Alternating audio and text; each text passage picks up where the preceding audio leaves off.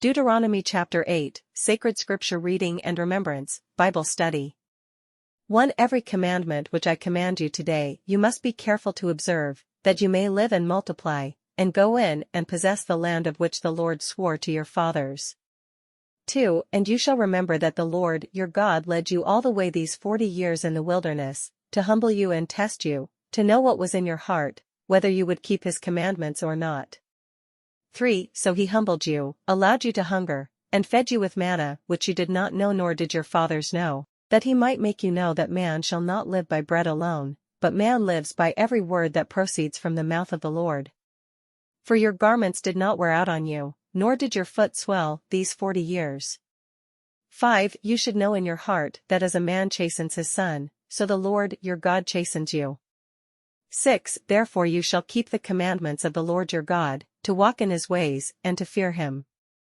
7. For the Lord your God is bringing you into a good land, a land of brooks of water, of fountains and springs, that flow out of valleys and hills. 8. A land of wheat and barley, of vines and fig trees and pomegranates, a land of olive oil and honey. 9. A land in which you will eat bread without scarcity, in which you will lack nothing, a land whose stones are iron and out of whose hills you can dig copper.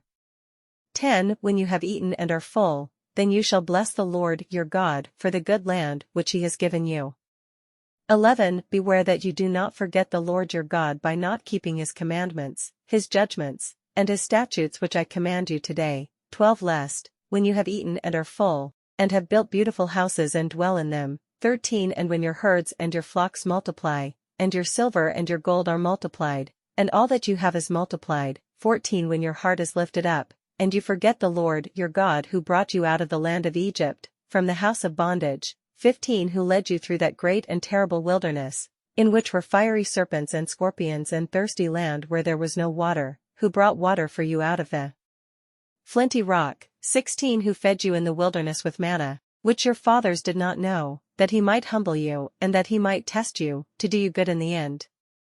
17. Then you say in your heart, my power and the might of my hand have gained me this wealth.